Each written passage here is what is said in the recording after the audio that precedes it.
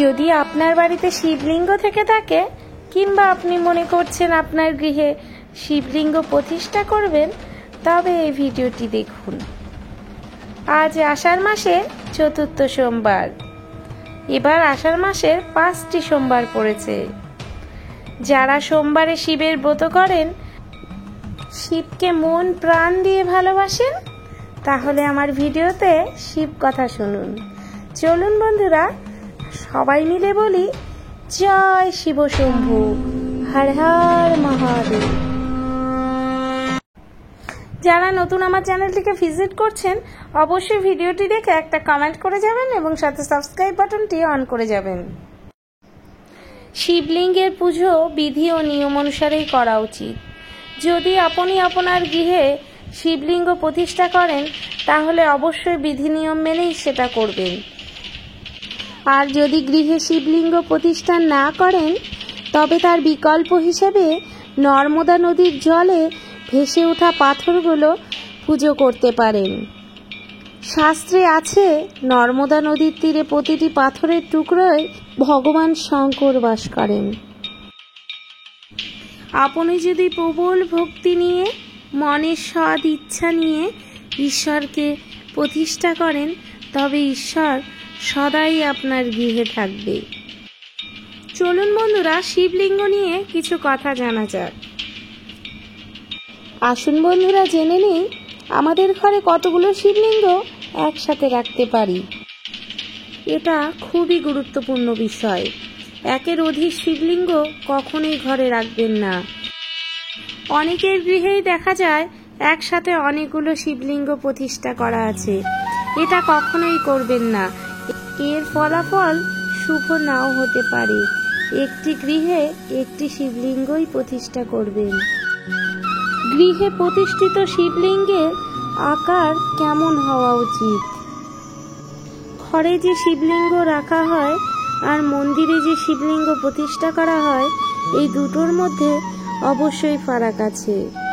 মন্দিরে বড় বড় শিবলিঙ্গ প্রতিষ্ঠা করা যায়, তাতে কোনো অসুবিধা নেই। কিন্তু বাড়িতে একটি নির্দিষ্ট মাপের শিবলিঙ্গ স্থাপন করতে হয়। বাড়িতে যে শিবলিঙ্গ স্থাপন করবেন, শাস্ত্র অনুযায়ী এর আকার হতে হবে বুড়ো আঙ্গুলের থেকে ছোট কিংবা বুড়ো আঙ্গুলের সমান। সব সময় মনে রাখতে হবে, শিবলিঙ্গ যে ধাতুরই হোক না কেন, শিবলিঙ্গের আকার সব সময় একই হতে হবে। কোন ধরনের শিবলিঙ্গ আমরা পুজো করতে পারি? আপনি যে বাড়িতে শিবলিঙ্গ প্রতিষ্ঠা করবেন, তার মধ্যে পারদ শিবলিঙ্গ সবচেয়ে শ্রেষ্ঠ বলে মনে করা হয়। নর্মদা জলে ভেসে আসা শিবলিঙ্গ সবচেয়ে উত্তম বলে মনে করা হয়। এছাড়া ধাতুর তৈরি শিবলিঙ্গ আপনি গৃহে স্থাপন করতে পারেন। সোনা, রূপা, পেতল এবং অষ্টধাতুর তৈরি শিবলিঙ্গ গৃহে প্রতিষ্ঠা করতে পারেন। সাদা শিবলিঙ্গ কখনোই ঘরে প্রতিষ্ঠা করবেন না, কারণ সাদা শিবলিঙ্গ ত্যাগের প্রতীক হয়।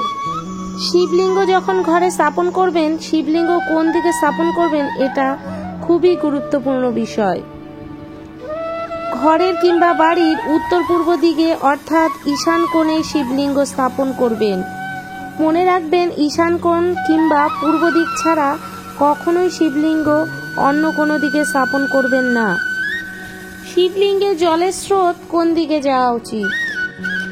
শিবলিঙ্গে আমরা যে জল ঢালছি, সেই জলের ধারা সবসময় উত্তর দিকে প্রবাহিত হতে হবে। শিবলিঙ্গের সাথে কি কি রাখা উচিত? শিবলিঙ্গের সাথে নাগ দেবতা অবশ্যই রাখবেন। তামা বা পেতলের হলে অনেক ভালো হয়। বিনা নাগ দেবতায় শিব পূজা কিন্তু অসম্পূর্ণ থেকে যায়। এবং শিবলিঙ্গের সাথে সাথে নাগ দেবতার পূজা করাও কিন্তু উচিত। শিবলিঙ্গের পুজো করতে হলে সমস্ত শিব পরিবারের পুজো করা উচিত। শিবলিঙ্গের পাশে অবশ্যই পাথরের নন্দী মহারাজকে রাখবেন। আর পেতল বা তামার ত্রিশূল অবশ্যই শিবলিঙ্গের সাথে রাখবেন। শিবলিঙ্গকে অবশ্যই পাথর বা তামার পাত্রের ওপরে প্রতিষ্ঠা করবেন। কোন কোন জিনিস আমরা শিবলিঙ্গে অর্পণ করব? শিবের সবচেয়ে প্রিয় জিনিস হলো বেলপাতা। একটি মাত্র বেলপাতা দিয়ে পুজো করলেও শিব মহারাজ সন্তুষ্ট হন। এর সাথে থাকবে শিবের প্রিয় ফুল, যেমন নীলকণ্ঠ ফুল, ধুত্রা ফুল, ভাট ফুল, আকন্দ ফুল। এছাড়াও ভাং, ভস্ম, সাদা চন্দন পুজোর সামগ্রী হিসেবে রাখলে ভোলে বাবা অনেক খুশি হন। ফুল করেও কিন্তু কখনো শিবলিঙ্গে কেতকী ফুল অর্পণ করবেন না, কারণ হিন্দু ধর্মে কেতকী ফুল একটি অভিশপ্ত ফুল। কেতকী ফুল দিয়ে হিন্দু ধর্মে কোনো পুজো অর্চনা সমর্পণ হয় না। শিবলিঙ্গে কোন নিয়মে জল অর্পণ করব? শিবলিঙ্গ প্রতিষ্ঠা করে রাখা হয়, তাতে বলা হয় শিবলিঙ্গ যেন কোনো সময় শুকিয়ে না যায়। শিবলিঙ্গ থেকে উৎপন্ন শক্তি সব সময় জগৎকে রক্ষা করে, তাই শিবলিঙ্গের ওপরে যাতে জল বর্ষণ হয় সেই রকম করে ব্যবস্থা রাখা উচিত। শিবলিঙ্গে আমরা কিভাবে পুজো দিব? প্রথমে নন্দী মহারাজ, বাসুকীনাথ এবং ত্রিশূলকে পুজো দিন। তারপরে বাবাকে ভালো করে স্নান করিয়ে তামার পাত্রে বসিয়ে দুধ, জল, গঙ্গা জল, মধু দিয়ে স্নান করান এবং জল অর্পণ করার সময় বলুন, ওম নমঃ শিবায়, ওম নমঃ শিবায়, ওম নমঃ শিবায়।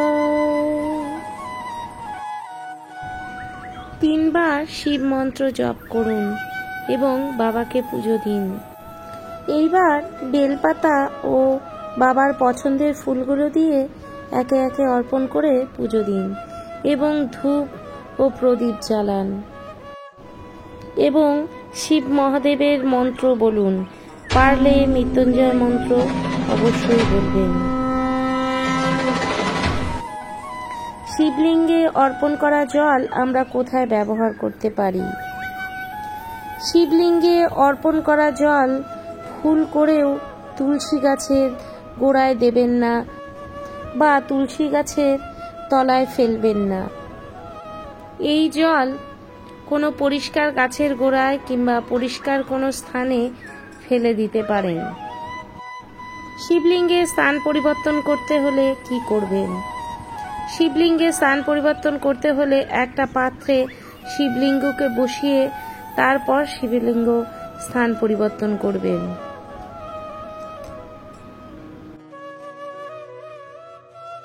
ঘরে শিবলিঙ্গ প্রতিষ্ঠা করলে অবশ্যই ভক্তি সহকারে বিধি নিয়ম মেনে শিবলিঙ্গের পুজো করবেন।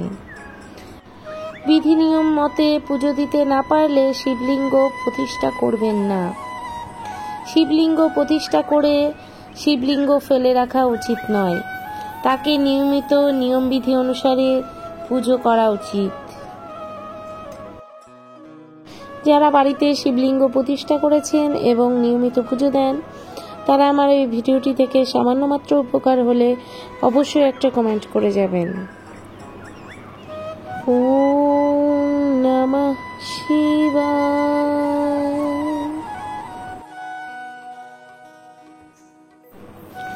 আষাঢ় মাসের প্রত্যেকটি সোমবারে ভক্তি ভরে শিবলিঙ্গে জল অর্পণ করুন এবং মহাদেবের কাছে নিজের মনোবাঞ্ছা বলে ফেলুন।